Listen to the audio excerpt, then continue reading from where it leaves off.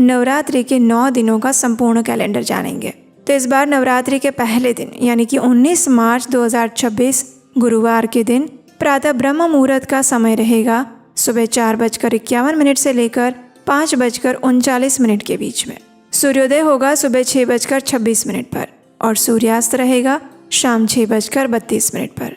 प्रातः काल में देवी दुर्गा की पूजा, उपासना, घट स्थापना और अन्य उपासना आराधना करने का समय रहेगा सुबह 5:15 से लेकर 6:26 के बीच में।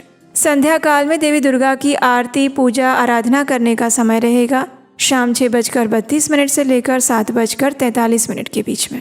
इस दिन विजय मुहूर्त का समय है दोपहर में 2:30 से लेकर 3:18 और इस दिन विशेष रूप से ध्यान रखें राहु काल भी लग रहा है और इस दिन राहु काल का समय है दोपहर में 2 बजे से लेकर 3:30 तक। इस समय के अंदर कोई भी शुभ मांगलिक कार्य ना करें।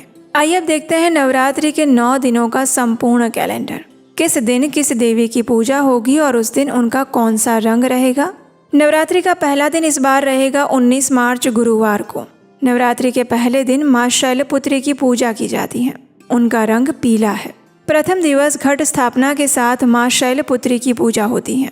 पर्वतराज हिमालय की पुत्री होने के कारण उन्हें शैलपुत्री कहा जाता है। वे वृषभ पर आरूढ़ होती हैं। उनके दाहिने हाथ में त्रिशूल और बाएं हाथ में कमल धारण करती हैं। नवरात्रि के दूसरे दिन यानी कि 20 मार्च शुक्रवार को माँ ब्रह्मचारिणी की पूजा अर्चना की जाती है। उनका रंग हरा है। इस दिन चंद्र दर्शन भी होता है। माँ ब्रह्मचारिणी तपस्या और संयम की देवी हैं। उनके दाहिने हाथ में जपमाला और बाएं हाथ में कमंडलू धारण करती हैं। नवरात्रि के तीसरे दिन यानी 21 मार्च शनिवार को माँ चंद्रघंटा की पूजा आराधना की जाएगी। उनका रंग धूसर रहेगा। इस दिन गौरी पूजा और सौभाग्य तीज भी आ रहा है। माँ चंद्रघंटा के मस्तक पर अर्धचंद्र घंटे के आकार में सुशोभित है और ये भक्तों को भय से मुक्ति प्रदान करता है। नवरात्रि का चौथा दिन आ रहा है 22 मार्च रविवार के दिन और नवरात्रि के चौथे दिन माँ कुष्मांडा की पूजा की जाती है। उनका रंग नारंगी है। माँ कुष्मांडा ने अपनी मंद मंद मुस्कान से इस संपूर्ण ब्रह्मांड की रचना की थी। ये सूर्य लोक में निवास करने की शक्ति रखती हैं और इस दिन वासुदेव चतुर्थी भी पड़ रही है। नवरात्रि के 5वें दिन यानी कि 23 मार्च सोमवार को माँ स्कंद माता की पूजा अर्चना की जाएगी। उनका रंग श्वेत है। भगवान कार्तिकेय की माता होने के कारण देवी दुर्गा का एक नाम स्कंद माता पड़ा है। इस दिन नाग पूजा और लक्ष्मी पंचमी भी है।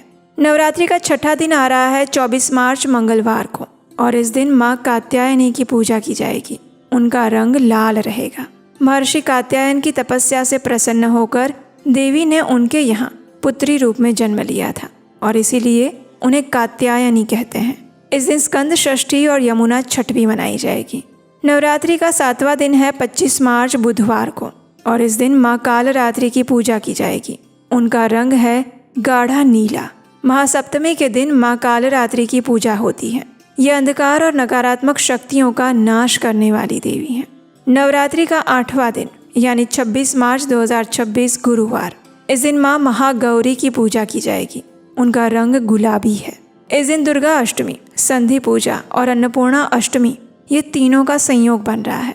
इस दिन संधि पूजा का समय रहेगा प्रातः 11:24 से लेकर 12:12 तक और सबसे विशेष बात यह भी है कि इस बार रामनवमी भी 26 मार्च को कई लोग मना रहे हैं, यानी कि अष्टमी और रामनवमी का दुर्लभ संयोग भी बन रहा है।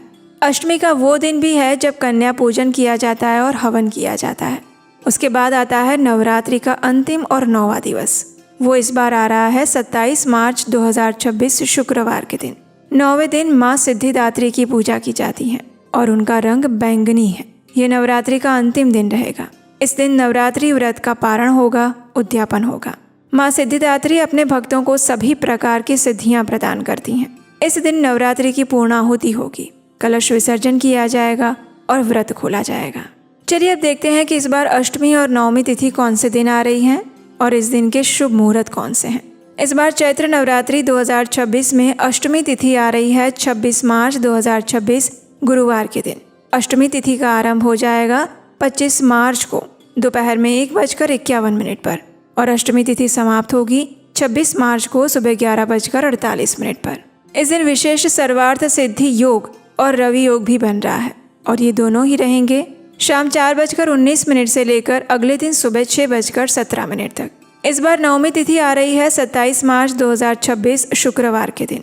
नवमी तिथि का आरंभ हो जाएगा 26 मार्च को सुबह 11:49 पर और नवमी तिथि समाप्त होगी 27 मार्च को सुबह 10:06 पर।